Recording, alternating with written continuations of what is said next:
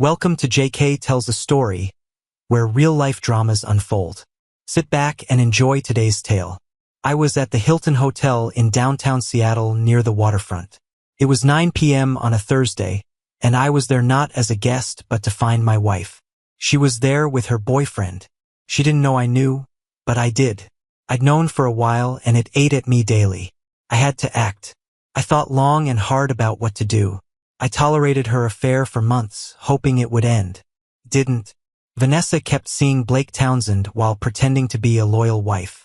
Our talks about future plans were lies. I wondered what I did wrong. Why she turned to another man.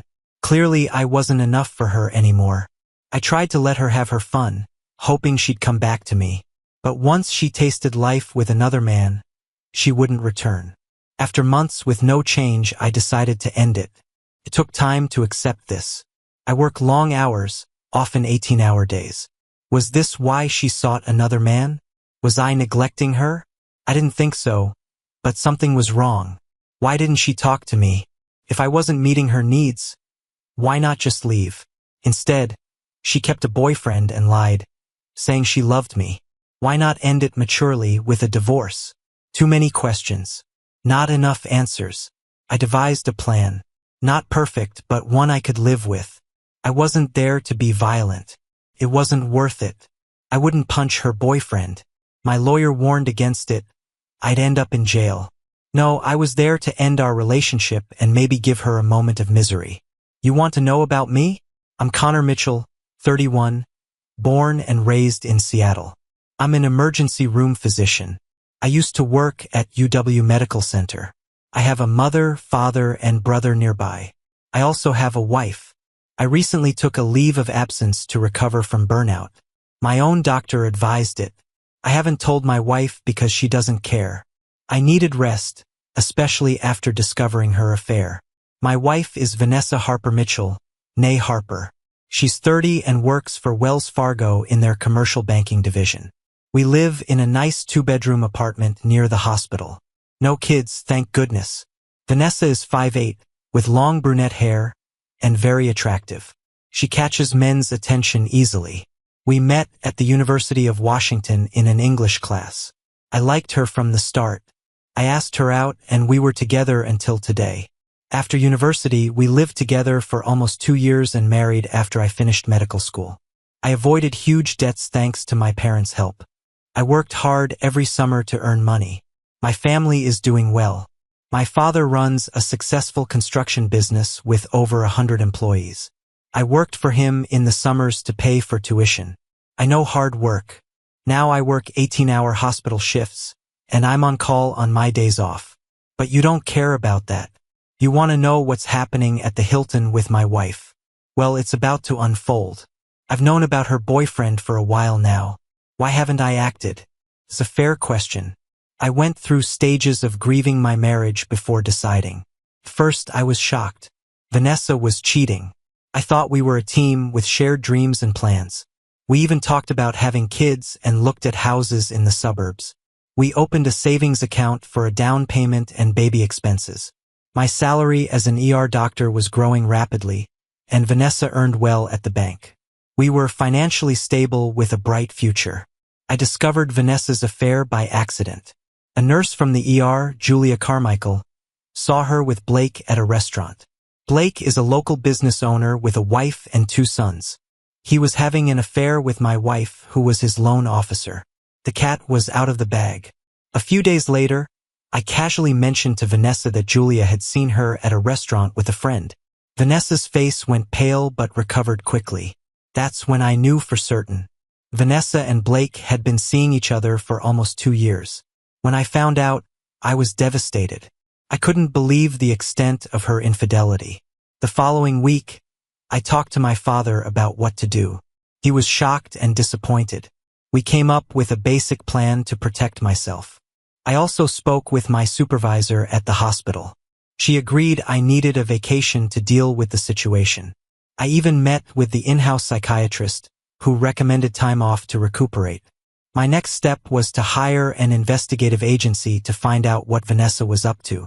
Within a week, they had a clear picture of her and Blake's activities. including the hotels they frequented.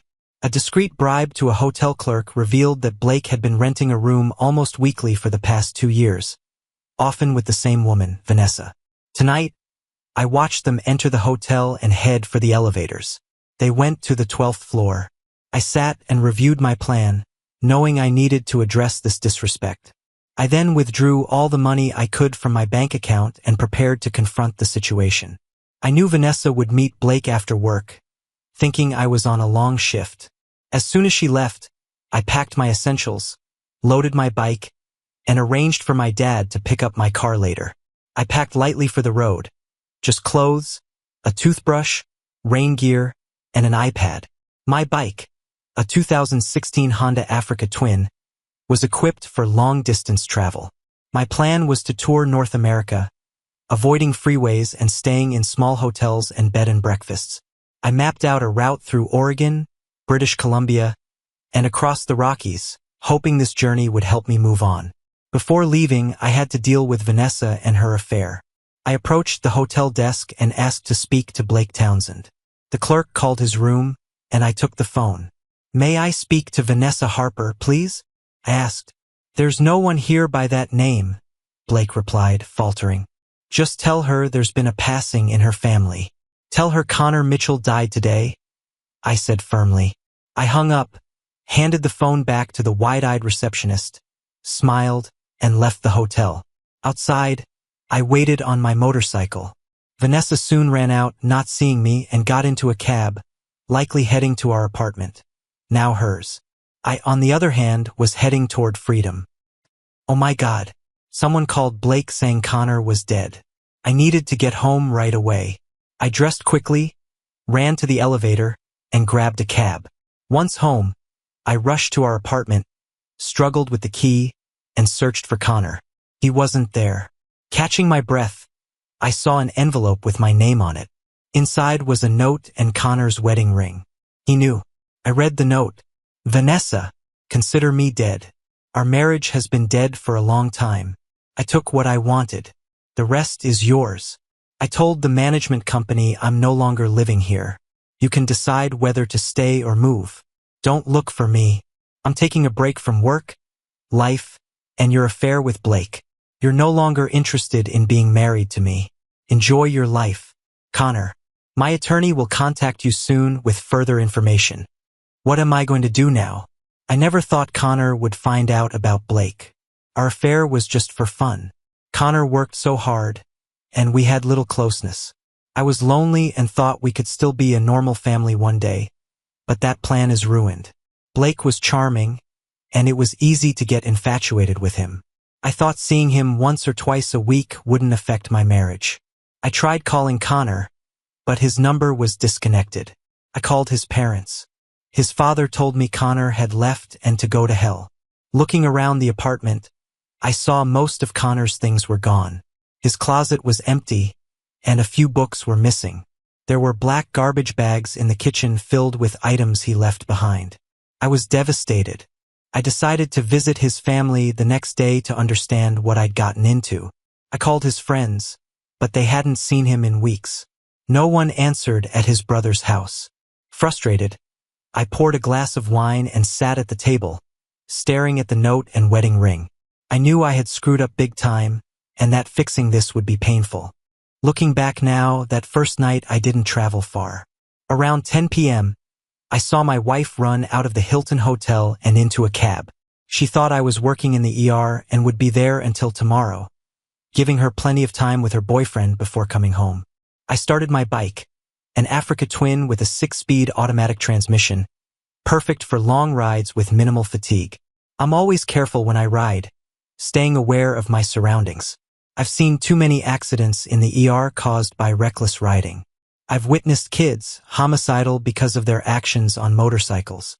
My destination was close by, the Holiday Inn Express, east of Lake Washington. Exhausted, both physically and mentally, I checked in, eager for a meal, a hot shower, and a good night's sleep. This hotel marked the end of my marriage and the start of my new adventure. How fitting and ironic. I left the apartment early and drove to Connor's parents' house. Seeing Connor's car in front of the garage, I hoped he was there. Catherine, his mother, answered the door, saw me, and immediately slammed it shut. I rang the doorbell repeatedly until Robert, Connor's father, answered. "What the hell do you want?" he demanded. "Please, Robert, I need to talk to Connor. Just ask him to come out," I pleaded. "You're too late. He left Seattle last night. I don't know where he is, and even if I did, I wouldn't tell you. Robert, I need to explain everything to him. We can work through this," I insisted. "You've had an affair and expect him to forgive you? Get off my doorstep," he said, slamming the door. I sat on the step, unsure what to do. I rang the doorbell again and begged Robert to tell Connor to call me, but he closed the door without another word. Returning to the apartment, I found a letter from Connor's attorney. It stated I had been dropped from his health insurance, our financial assets were divided, and his life insurance beneficiaries were now his parents. The letter advised that any correspondence to Connor should go through his attorney. Under Washington state law, I could sue for divorce after a year of abandonment. Realizing my marriage was over, I spent the weekend trying to contact Connor's family, friends, and coworkers, even going to the hospital. An ER nurse, Julia, said she had seen me with Blake and told Connor everything. She offered me a drink and shared what little she knew about Blake. She mentioned that everyone knew Connor wouldn't return to work for a while. I left knowing I had ruined my marriage and had to face the consequences. 2 months later, Connor's parents have made it clear they want nothing to do with me. They refuse to talk or tell me where Connor is. It's becoming obvious that our marriage is over, but I'm unsure if I should file for divorce first. What if he comes back wanting to repair our marriage? Could he trust me again? After Blake ended things, fearing his wife suspected the affair and might hire an investigator, I felt very lonely. He was also worried Connor had informed his wife about us. My social life is almost non-existent, but I need to get out and see people. I plan to start joining my coworkers for Friday meetups after work. Staying inside my apartment is suffocating. I need a change of scenery. Almost 2 months have passed with no word from Connor. It's clear he wants to end things. What did I do so wrong? He was never there for me, always prioritizing the hospital. I needed him too. I love him, but our conflicting schedules left us little time together. I have needs as well. Blake visited me at the bank yesterday. He thinks his wife is no longer suspicious and wants to resume our affair, suggesting we use my apartment to save on hotel bills. I need closeness soon or I'll go crazy. I hoped it would be Connor, but without him I might have to settle for Blake. Damn it. Newfoundland is a stunning province with beautiful scenery and friendly people. I spent over a week exploring the island, enjoying the views, the locals, and the food. On the Avalon Peninsula, I encountered a moose on the road, managing to avoid it. I'd been warned about the moose, so I only drove during the day. In Petty Harbor, after visiting Cape Spear, I got a flat tire. For people offered to help, which never happens in Seattle. The Canadian Auto Club sent a truck to take my bike to a repair shop in St. John's. While my bike was being fixed, I stayed at a small hotel in the city, which was a great place to rest, do laundry, and recharge. The hotel was clean and had a small bar and restaurant. At the repair shop, I met Natalie Brenner, a German woman traveling across the country on a motorcycle, heading to Morocco. We talked about our travels and agreed to have dinner at a restaurant called the Salty Cod. We had a great time, and the next morning I woke up with her beside me. She was stunning, and I felt amazing for the first time in a long while. We spent the next day together, discussing our travel plans. Natalie had already traveled 40,000 miles and planned to ride around the coast of Africa. Her journey seemed more exciting than mine. I even called my parents to discuss changing my plans to go to Africa. They supported my decision, saying I should do what makes me happy. When I was a kid, my father used to say that fathers are where their children's dreams go to die. I didn't understand it until I grew up and realized it was a humorous yet sadly realistic saying. I have an older brother, Tyler, who works with our dad in the construction company. He's married with 3 kids, and his wife, Lauren, stays home to raise them. My parents adore her, and their children are spoiled by their grandparents. But I digress. Let's get back to my plan. The next night, I asked Natalie if she wanted company on her journey through Africa. I didn't know if she had a partner, but decided to ask anyway. She smiled and said, "Are you saying you want to come to Africa?" I replied, "Yes. I think Africa might be more interesting than traveling North America. It's out of my comfort zone, but I need a challenge and distance from my old life." Natalie pointed out the immediate problem of getting my motorcycle to Africa. I called the shipping company, and after some quick arrangements, they confirmed they could ship my bike the next morning if I signed the paperwork immediately. The logistics were simple but required money. 2 days later, I flew from St. John's to Toronto with Natalie, then to Paris, Lisbon, and finally Casablanca. When Connor expressed interest in joining me on the African leg of my trip, I wanted to learn more about him. I called a friend in Berlin whose husband works for the German police. She asked him to check on Connor Mitchell from Seattle, Washington. She quickly confirmed that Connor was legitimate. He worked as an ER physician at UW Medical Center and was on sabbatical for 3 to 6 months. He came from a prominent Seattle family and was recently divorced after his wife had an affair. He graduated at the top of his medical school class and had no children. I even received a picture of him to confirm it was the same Connor Mitchell. Knowing this, I felt good about traveling with Connor. Having a doctor along was reassuring in case of any medical issues. However, I also understood he was likely suffering from his wife's betrayal, prompting his long solo trip. I had ended a relationship myself after discovering my partner's infidelity, so I empathized with him. Traveling alone has its perks, like going wherever and whenever you want, but it can be lonely. I've been on this journey for months and covered over 30,000 miles. I plan to write a book about my experiences as a solo female motorcycle traveler, complete with photos, videos, and a detailed diary. A friend suggested I share some videos online, perhaps on YouTube. Connor has a lot to learn about long-distance motorcycle travel, starting with proper gear. I called a motorcycle store in Casablanca that has most of what he needs and knows other suppliers for the rest. It will be interesting to travel with Dr. Connor. I hope to be a good guide. Casablanca is an amazing place, known as Ad-Dar al-Bay in Arabic. It's Morocco's main port on the North African Atlantic coast. With a population of about 4 million, the city blends the old with the modern. While waiting for our bikes to arrive, Natalie and I stayed in an inexpensive hotel. We toured the city, bought gear, enjoyed local food, and learned about its history and culture. Due to bad weather, the ship was delayed by 2 days, so we stayed in Casablanca for 8 nights. Some of those nights were the best of my life, and the rest were just as enjoyable. Morocco's beauty is incredible, and so is Natalie's. The more I learn about her, the more I like her.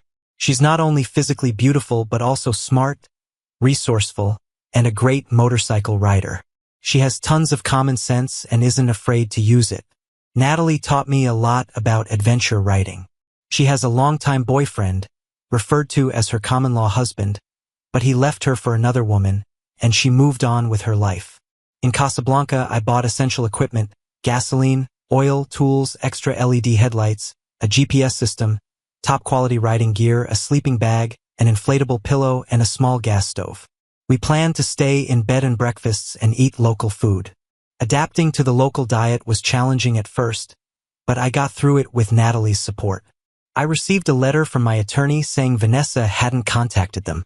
I didn't care about her anymore.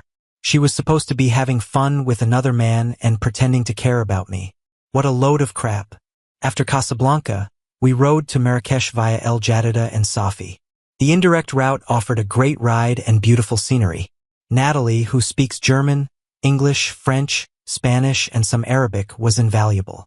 The journey to Marrakesh took 5 days and over 1,300 kilometers. It was the best trip of my life. Marrakesh, with about 1 million people, blends old and new. We decided to stay for 3 days to explore. We found an inexpensive hotel with secure parking for our bikes, including Natalie's well-equipped BMW F800 GS. My Africa twin performed well, and we enjoyed every moment of our adventure. Africa is unlike anything I grew up with. The culture, language, terrain, food, and weather are all different, yet it feels similar to home. People here want the same things: to care for their families, have food and shelter, and ensure a better life for their children. They seek peace and security, though not all countries on this continent have stable governments. Morocco, fortunately, is better off than many. Traveling with Natalie has been educational. She thrives on adventure and challenges. Meanwhile, I'm learning to face my own fears of new places and environments. I grew up in safe Seattle with a stable family and a cozy home. Not everyone has that luxury. My sabbatical has taught me that people everywhere rely on their families and friends and take pride in their homes, no matter how humble. Traveling is a learning experience, opening my eyes in ways I never imagined. Natalie is a wonderful companion, passionate, caring, and adventurous, yet full of common sense. I'm filled with enthusiasm for Natalie, travel, and a new way of life. I don't think I can return to my old lifestyle in Seattle. I really enjoy traveling with Dr. Connor in Africa. He's a pleasure to be around and constantly amazed by the differences between Africa and the US. He has always worked hard to do the right things. University, medical school, family, and marriage. Yet his wife let him down, failing to support him in his profession and their shared choices. I don't know her and don't aim to take her husband, but it seems she did a good job of leaving him on her own. Though we've only been together a few weeks, I can tell that if things continue as they are, it will be hard to part ways when he returns to work. I have a plan to complete my adventure and write a guidebook for women who want to travel the world on a motorcycle. I committed to this project before starting my journey and want to see it through. I doubt it will be very profitable, but I enjoy it and believe I'm good at it. We are traveling from Marrakesh to Layoun, about 900 kilometers, mostly along the coast. The vast, dusty landscape is breathtaking. As a novice, I have to respect the environment and stay alert. My American passport isn't as recognized here as an EU one. Border guards often wonder why an American is riding a motorcycle in such remote areas. One customs officer asked why I left America. I pointed to Natalie, and he laughed, understanding immediately. On our way to Layoun, we camped for 2 nights, far from the road to avoid thieves. The first night, I hardly slept, but fatigue helped me rest better the second night. Morning coffee made me feel much better. Gasoline, water, and food are our priorities, so we never pass a place to fuel and restock. We always pay cash to avoid drawing attention. West Africa can be as dangerous as some parts of the US, so we stay aware of our surroundings. Expensive motorcycles make us targets, and while my gear protects me from falls, it's no match for weapons. I've seen too many injuries in the ER. The journey through Western Sahara and Mauritania was unlike anything I've ever experienced. Dry, dusty, brutal, and beautiful. We communicated via Bluetooth helmets, with Natalie sharing fascinating insights about the region. Her non-stop talking was mesmerizing. I loved it, but it was also daunting due to its foreignness. After Layoun, our goal was Dakar, Senegal, over 1,800 kilometers away, requiring 4 days of intense driving. The heat and dust were relentless. Natalie constantly reminded me to drink water, and I emptied my 4-liter Camelback daily. Sometimes we had to stop to relieve ourselves, and once I tried to take a picture of Natalie in a compromising moment, which led to a hilarious chase. Traveling through Western Sahara and Mauritania was repetitive, wide open spaces with nothing around. We carried extra fuel and had to use it a couple of times. My bike, with a bigger engine, consumed more gasoline than Natalie's BMW, so I planned to get an extra gas tank. We had a breakdown and spent 3 hours fixing it on the side of the road. We camped for 3 nights. Despite the lack of proper facilities, our connection remained strong. We used a little water and soap to wash the essential parts and brushed our teeth with a cup of water each. We crossed the Senegal border at Diama, avoiding the more complicated and costly Rosso crossing. Near Diama is St. Louis, a city divided into different parts, some on islands. The contrast between poverty and wealth was striking. We found an inexpensive hotel, Hotel de la Poste, with secure bike parking and a nearby police presence, reducing crime. Natalie and I rested after our desert crossing, enjoying the bed, food, hotel pool, and laundry room. Checking my email, I saw updates from my family and my lawyer. Vanessa had written asking where I was and when I'd return to Seattle. I instructed my parents and attorney not to disclose my whereabouts. Vanessa hadn't started divorce proceedings yet, but I expected she would soon.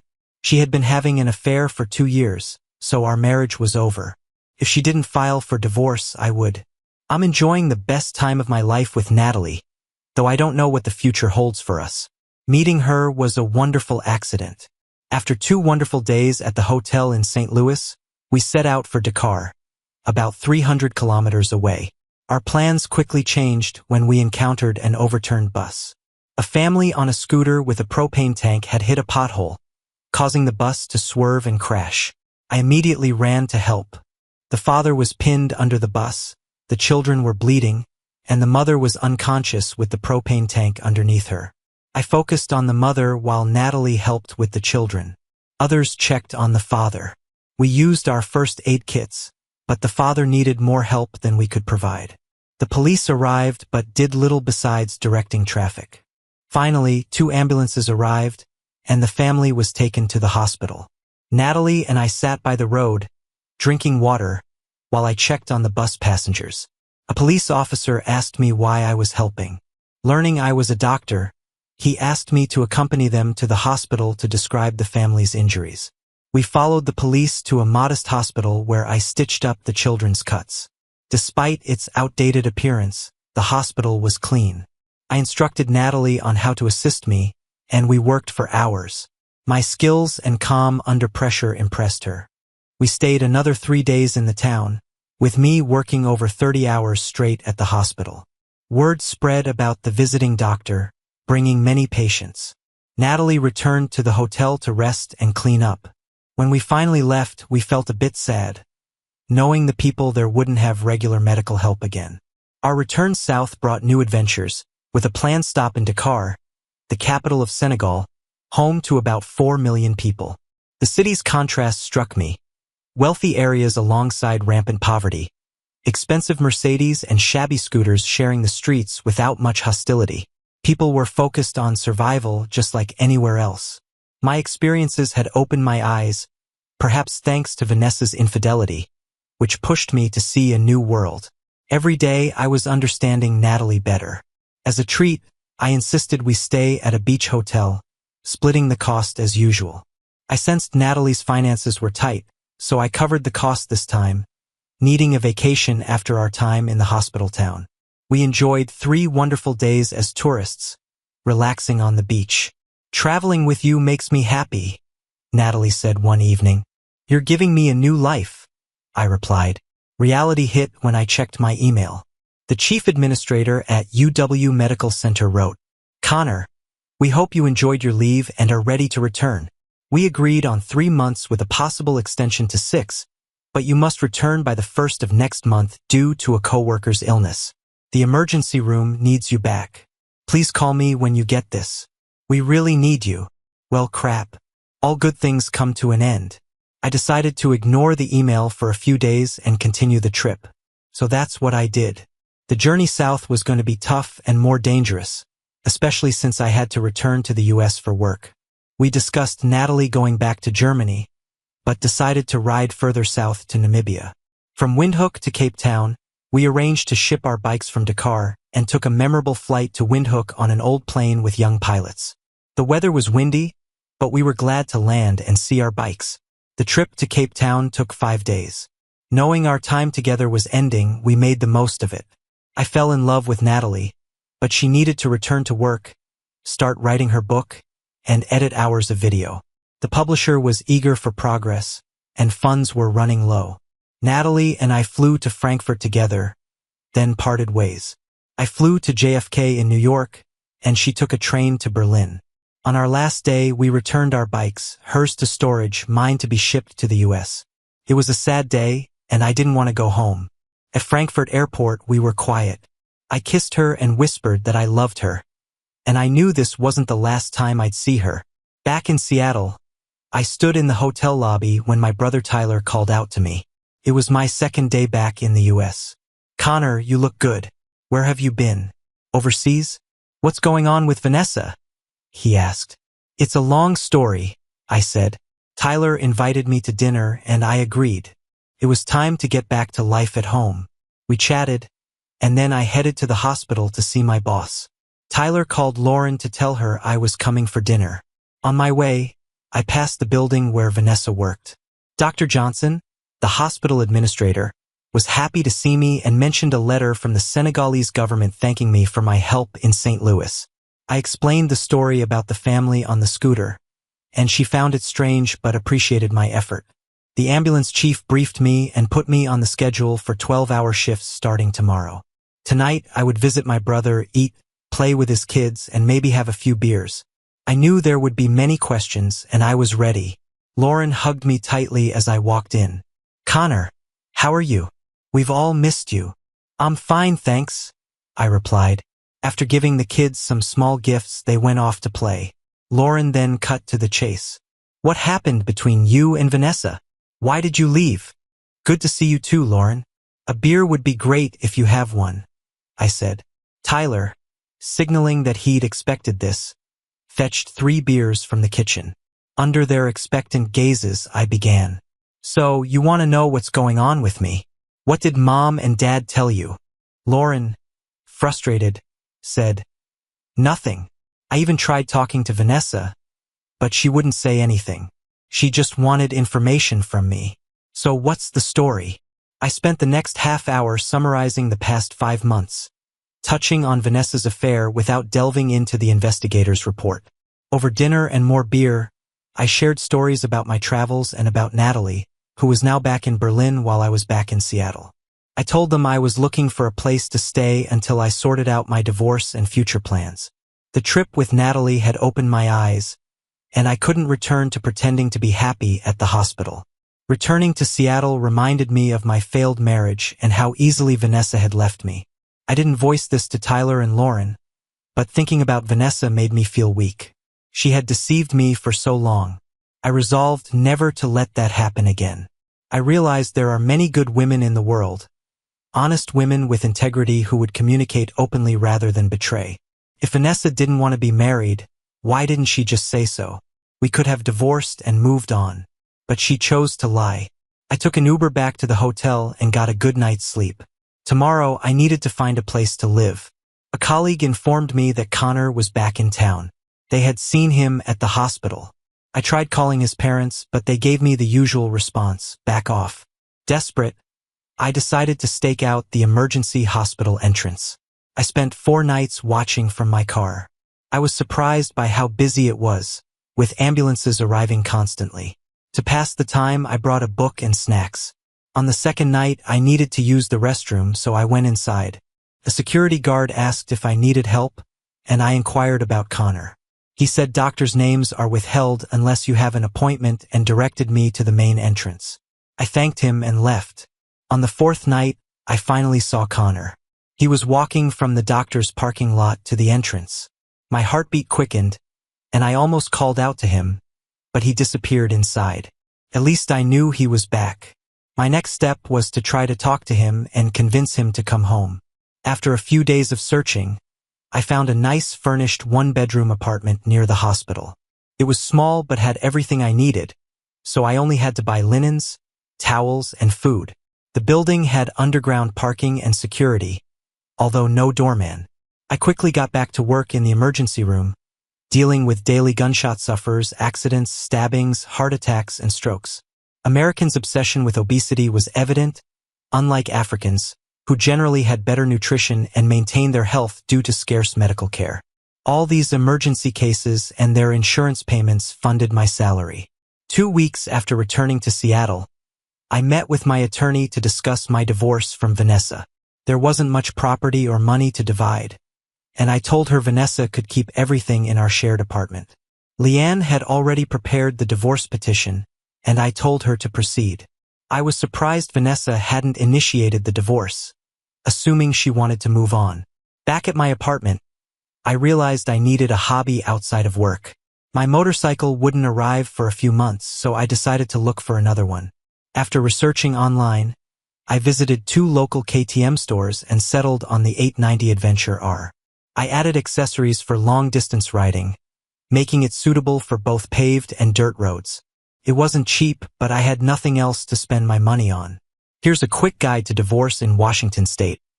You can file for a no-fault divorce if you and your spouse have lived together for at least a year, or if the marriage has irretrievably broken down for at least 6 months.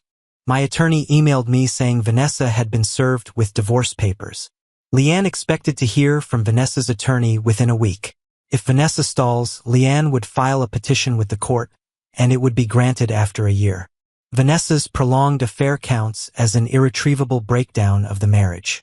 If she objects, the lack of living together for the last 6 months means we would need to live apart for another 6 months to meet the requirements. Either way, the divorce would be final in about 6 months. Simple and easy. Then my doorbell rang. I arrived home to find a man in a suit standing outside. As I approached, he checked his phone and asked, "Vanessa Harper?" "Yes." "Who are you?" I replied. He handed me a large envelope. "You have been served." Before I could react, he took a picture of me holding the envelope and quickly walked to his car. "Crap," I muttered to myself. I knew this was coming. I did something I probably shouldn't have. I followed Connor after his shift 2 days ago to find out where he lived, just a few blocks from our old apartment. Knowing his location, I took a few days to gather the courage to approach him. I dressed in an outfit he liked: skinny jeans, high heels, and a white sleeveless blouse with my hair in a ponytail. I bought his favorite IPA beer and a bottle of California Chardonnay for myself. Taking a deep breath, I pressed the call button for his apartment. After a few rings, he answered. "Hi, Connor, is that you?" I asked. "Who's this?" He responded. "It's me, Vanessa, your wife." Silence. "Can I come up?" pleaded. More silence. "I'd like to talk to you." After what felt like an eternity, the buzzer sounded, and I entered. I took the elevator to his floor and, with unsteady legs, knocked on his door. I wasn't surprised when the intercom buzzed. There are always people coming to apartments, whether selling cookies, salvation, or votes, but this was unexpected. I let her in. When I heard the knock on the door, taking a deep breath, I gathered my thoughts. In the few moments between her call and the knock, 100 questions and feelings ran through my head. I reminded myself that I had moved on and was in a better place now than 6 months ago. I opened the door and there she was, looking tired but good. The woman who was still my wife. I invited her in. "Hi, Vanessa. What brings you here tonight?" I asked. "Hi, Connor. I wanted to talk to you. You've been hard to reach and even harder to find." I walked to the kitchen and saw she had a bottle of wine. I got her a wine glass and set it on the counter. She handed me the bottle and I noticed it had a screw cap, so I poured her some. She pulled out a can of IPA beer and offered it to me, but I declined. "I'm on hospital duty tonight," I said. I grabbed a glass of Diet Coke and pointed to the table for us to sit down. I decided it was better to have this conversation at the table rather than pretending it was a casual chat in the living room. Now was as good a time as any to finalize our marriage, sign the papers, and let our lawyers handle the rest. Connor got straight to the point without any pleasantries. He looked more serious than I'd ever seen him. My stomach knotted as I started. "You scared the hell out of me when you called the hotel and had Blake tell me you were dead. He didn't recognize your voice. I was shocked when I got home and found your note and wedding ring." I placed his gold wedding ring on the table. He just stared at it, not touching it. "I tried talking to your family, but none of them wanted to speak to me. Your father repeatedly told me to go to hell. I guess I deserved it. Ever since you left, I've been in some kind of hell," I said. Connor replied quickly, "What did you expect me to do? I found out you were having fun with Blake for a while now, and you thought I wouldn't do anything about it. What kind of idiot do you take me for?" "Never mind. I know what kind of idiot you think I am." "It wasn't like that," I protested. "How the hell was it?" he demanded. "I was lonely. You were always at the hospital, never home, and when you were exhausted and never had time for me," I explained. "So it was okay to have fun with another man? Ignore our marriage? Why couldn't you at least talk to me and say you wanted to end it? Why deceive me for so long?" Connor stared at the table, refusing to look at me. He took a drink and then asked, "Did you sign the divorce papers?" "No," I don't want a divorce. I want us to be a family again. I am still your wife and want to be your wife and the mother of your children, I said. Connor laughed. You've got to be kidding. Are you completely delusional? No, I still love you very much. I want us to be together again, I insisted. Jesus, you're delusional. I'm not going to be your husband a day longer than I have to be. My lawyer is ready to file the divorce without you. Our marriage is irretrievably broken, thanks to you. It's over. You started this by cheating, and I'm just finishing it, he said. What does it take to get over a divorce and become a couple again? Pleaded. I don't want to be married to you, Vanessa. You broke us. We're going our separate ways. I've had an amazing experience since leaving Seattle, and I'm not going back to my old life, he said firmly. Connor, we can be good together. I know it, I argued. No, we can't. You enjoy spreading your legs too much for other men. This water is poisoned. It's over. You can go back to doing what you like, Connor said, standing up. I finished my wine, stood up, and moved toward him to kiss him, hoping he'd remember what it felt like to be with me.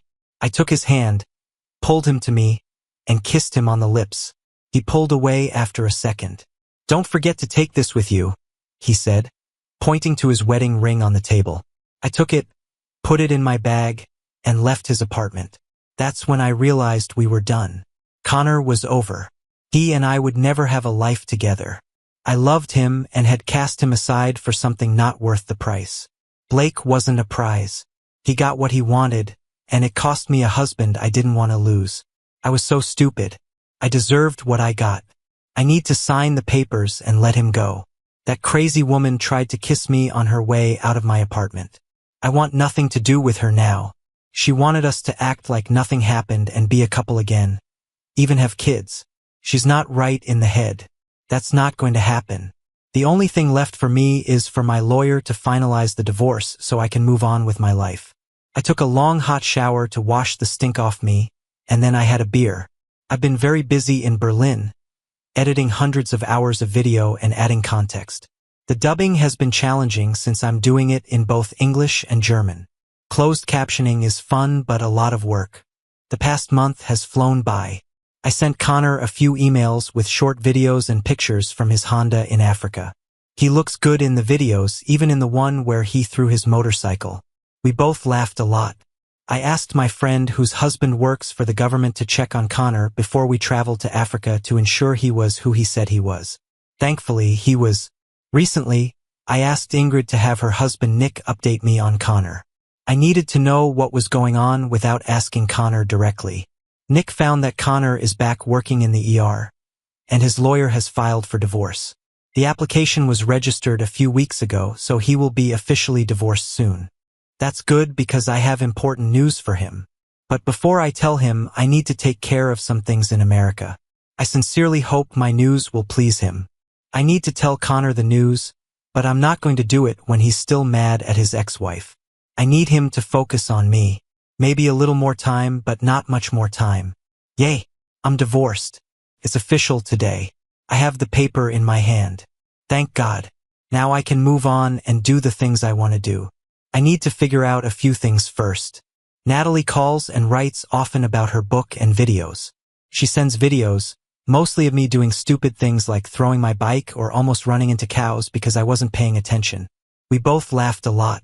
I told her about my life, including Vanessa's visit, hoping for forgiveness and reconciliation. The disrespect Vanessa showed was the final straw for me. Learning about her affair sealed my decision. There was no going back.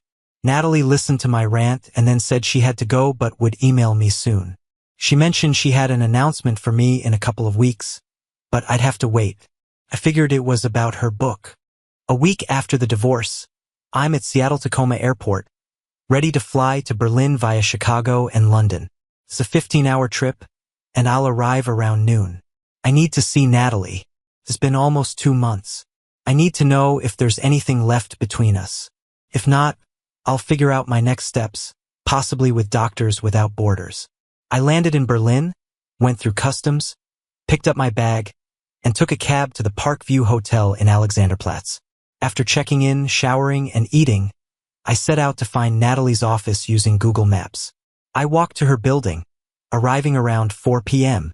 If she didn't want to see me, I'd play tourist until my flight home. Surprisingly, her office was only a 15-minute walk away. I found her company's office in the lobby directory and took the elevator up. At the reception, a young woman greeted me in German. I asked to see Natalie Brenner. She looked surprised, made a call, and said Natalie or someone else would be there shortly. She gestured to some leather chairs for me to wait. While I waited, she made another call, speaking quietly and quickly in German, and glanced at me several times. A few women passing by also looked me over. I felt scrutinized. Finally, another attractive woman approached me. "Dr. Mitchell?" "Yes, follow me, please." I realized I had introduced myself as Connor Mitchell, not Dr. Mitchell. They knew more about me than I thought. We walked through sleek glass and steel offices, and many women glanced my way. I discreetly checked my fly. It was zipped. I wondered if there had been an announcement about a strange American in the halls. After what felt like a long walk, I saw Natalie coming around the corner, smiling. She ran to me, hugged me tightly, and kissed me on the lips. People were watching. "My goodness, Connor, when did you get to Berlin?" she asked. "A few hours ago. I went to the hotel to clean up before coming here. I didn't want to look like a vagrant and risk getting thrown out by security," I replied. Natalie took my hand, and we headed to her editing room. She wanted to show me her work on the videos from our travels. Natalie was dressed in a long black skirt and a white blouse, quite different from the motorcycle gear I was used to. She looked beautiful, but my best memories were of her undressed. I decided to go with the flow and see how things went. Over the next few hours, we talked about her book and videos. Some would be on YouTube, and most would be on the publisher's website with a subscription. "Do you have time to have dinner with me? I'd like to know what's going on with you beyond your book, and I have some things to share about my life," I said. "How long can you stay?" she asked. "I can stay for a few days. My return flight is in 3 days, but I can change it if needed." "What do you have in mind?" I wondered if she was asking me to stay longer or figuring out when to get rid of me. I was cautious. "I want you to meet my family. I've told them a lot about you, and they are looking forward to meeting you," she said. I was surprised. "Oh, I suppose I can do that. But first I need to eat and try a good German beer. I can meet you after work." "No, you won't. I'm leaving with you now. It's been months since I've seen you, and I have important news." "After your news," she insisted. As we walked out, people turned to watch us. On the way back to my hotel, I asked where she lived. She said she had an apartment nearby. I briefly wondered if she had a husband. The last thing I wanted was to be the other man. Traveling in Africa made it easy to hide such things, but reality hits fast at home. I realized I didn't know as much about Natalie as I needed to. In my hotel room, our connection rekindled immediately. I reacquainted myself with her touch, realizing how much I had missed her. After the nightmare of my marriage, being with Natalie made me feel human again. I didn't want it to end. It was almost 9 o'clock when we got up to shower and eat. We stayed at the hotel's restaurant, which had good food and beer. Natalie ordered a Diet Coke, which was odd since she usually likes beer. "Why does your family want to meet me?" I asked. "I told them about you and our travels in Africa. They're eager to meet you since you're from the US. My parents have visited my aunt in Florida several times. She lives near Tampa part of the year, where it's nice, especially for her arthritis." Natalie laughed. "We can visit my parents tomorrow if you want. It's a 6-hour train ride." "Where do they live?" I asked. "In Munich, in the south. My dad worked as an engineer at Volkswagen, developing production systems. My mom is an accountant, but both are retired now. I'll call them and let them know we're visiting." I decided to go with the flow. Natalie then asked, "So, you're now officially a free man?" I smiled broadly. "Yes, and I have the paperwork to prove it." I pulled out the divorce papers. Natalie examined them. "Congratulations. How does it feel?" "Good. It was inevitable after I found out she'd been with her boyfriend for almost 2 years. She didn't want to be with me." "What do you want to do now?" she asked. Her questions had a definite motive. She was taking me to meet her family, and I was being evaluated. I'm not sure how much longer I want to stay in Seattle. The hospital will pay me well, but there's too much history. I need to explore more of the world. You've given me the travel bug, I said with a grin. Natalie smiled back. We spent the night in my hotel room, and the next morning we went to Natalie's apartment so she could pack. After a few phone calls, we took a cab to the train station. I liked European trains. They run on time and have less paranoid security than airports. We found our seats and settled in. When we arrived in Munich, we were met by a couple in their 60s. Natalie looked a lot like her mother, with the same eyes and hair, but she had her father's smile. We found her father's Passat station wagon and drove to their house. Their house was old but in excellent condition with modern appliances. I complimented her father, Heinrich, saying my dad, a builder, would have approved of the work he'd done. Heinrich seemed pleased. I was offered a beer, and Natalie got drinks for everyone. We sat down, and they immediately asked, "So, you're American?" "Where in America?" "Seattle, Washington. On the West Coast, about 3 hours north of Portland," I replied. Natalie returned with the drinks. Beer for Heinrich and me, red wine for her mother, and ice water for herself. We sat in the living room, and as the silence grew uncomfortable under her parents' intense gazes, I started a conversation. The best way to engage people is to ask about themselves. Heinrich quickly began talking about Volkswagen and his work. Natalie's mother, Ingrid, was more modest. She had worked for a large accounting firm for many years, mainly in auditing. She retired when Heinrich did, and they planned to travel, especially to warmer places. They wanted to buy a vacation home in Spain or Greece, somewhere warm in winter. In Germany, it's too cold for them, and they deserve a break from the cold. They have friends who do the same, so they plan to find a place nearby. My parents bought a big van to see the country and spoil their grandchildren, I said. They expected me to add to the number of grandchildren, but it didn't work out. Meanwhile, dinner was being prepared in the kitchen. Heinrich talked about German engineering and beer while Natalie watched me closely. Natalie got into motorcycling because of me, Heinrich proudly mentioned. I've owned motorcycles most of my life and still have a BMW 1200 for long-distance travel and a smaller bike for local trips. Ingrid often rides with me on our trips. Tomorrow, I'll show you my motorcycles, but tonight, let's enjoy dinner. I felt scrutinized like in a job interview. I expected to get a separate bedroom from Natalie's, but was surprised to find fresh towels for both of us in the same room. When we got into bed, I left my underwear on. "Why are you doing that?" Natalie asked, pointing at my boxers. "Because we're at your parents' house, and it doesn't feel right to get undressed here," I replied. She laughed. "They've slept undressed all their lives. Take it off. I want you close to me." I whispered, "How long?" Natalie didn't move. "How long?" "Yes, how long? How much time? For what? How many weeks?" "You remember I'm a doctor, right? I know what a pregnant woman looks like. You have a small bump, so maybe 3.5 months." "Oh my God." I connected the dots. "I'm going to be a father." Natalie smiled and pulled out a plastic test with 2 blue stripes. "I saw a doctor in Berlin a month ago. I have an ultrasound appointment in a week." I was ready to move on as friends, not lovers, knowing what time and distance do to relationships. But part of me wanted to rekindle our connection. I got off the bed, grabbed something from my bag, and returned. "I brought this just in case," I said, opening a small box and pulling out a ring. "Will you marry me?" Her face lit up. Yes, yes, yes." I hugged Natalie tightly, then remembered others would want to hear the news. I quickly dressed and found her parents in the hallway. "We'll be right out." Natalie dressed and we all went to the living room to share the news. Ingrid already knew her daughter was pregnant. Mothers always know. Heinrich wasn't upset to learn his daughter was marrying an American. What can I say? We got married in Berlin with Ingrid, Heinrich, a few friends, and some colleagues from the publishing house, about 30 people in total. When I showed up at the office, word spread quickly that the American Natalie had talked about was there, and they all wanted to see the doctor who rode a motorcycle.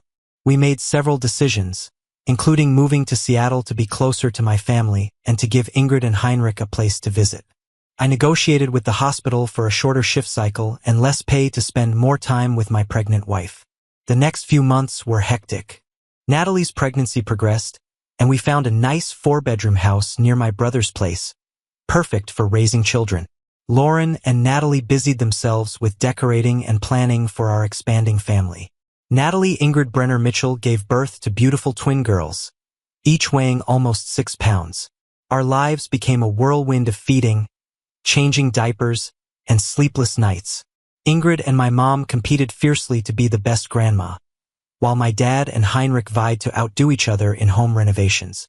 They had grand plans for our house, and I decided to let them run with it. Just when life seemed to have kicked me down, something good came out of it. I lost my first wife because of her infidelity, which she hid from me for a long time, leading to the end of our marriage. I felt guilty, but she chose to cheat. Meeting Natalie was a chance encounter. If I hadn't gotten a flat tire in Newfoundland while eating ice cream, I probably never would have met her. Meeting her was the best thing that could have happened to me. Now I have a new life, a wonderful wife, 2 children, and a future to look forward to. This is the life I wanted. 2 days later, Connor and I returned to Berlin by train. We had a lot to do, and I wanted him with me at my ultrasound appointment. Connor spent time on the phone with his hospital and his family to share our news. His mother and father shouted over the noise of his brother, his wife, and their children. I heard phrases like, "Connor is getting married to that German girl from Africa." They were thrilled about our engagement and especially that I was pregnant. I told the publisher I would take a break but work from home on the book and videos as much as possible. At the ultrasound, we got surprising news. The doctor ran a wand over my abdomen to find the heartbeat. Connor stared at the monitor, and I saw a smile on his face, signaling all was well. The doctor made some buzzing noises and let us hear the heartbeat. But then I heard Connor say, "Oh wow," which surprised me. The machine made rapid heartbeat sounds. Connor looked at me. "We're having twins." The doctor smiled, and I cried. I got the last words.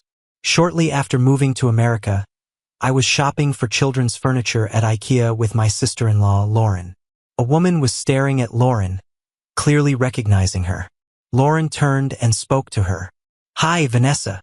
That was it. No pleasantries. I knew who Vanessa was, but had never seen her. She was Connor's ex-wife, the one who had an affair until Connor found out. "Hey, Lauren, how's it going?" Vanessa said. I turned, showing my very pregnant belly. Vanessa was quite pretty. Lauren introduced me pointedly. "Vanessa, this is Natalie, Connor's wife. We're shopping for baby furniture. She's having twins." Lauren took my hand, and we walked away. Under her breath, Lauren muttered, "Strumpet." We picked up our purchases, loaded them into the truck, and had a snack. Lauren filled me in on Vanessa's story, much of which I already knew, but it was helpful to hear it from her perspective. Connor's family never talked about Vanessa. She was old news, best forgotten. That night, when Connor came home, our connection was as strong as ever. I dreamed of us riding motorcycles and traveling. While that might not happen soon, Connor's parents offered their motorhome for trips with the little ones. The motorcycles might gather dust for now, but I'll think about it. Could be fun. Thank you for your viewing. See you next time. If you enjoyed this, subscribe to JK Tells a Story for more tales.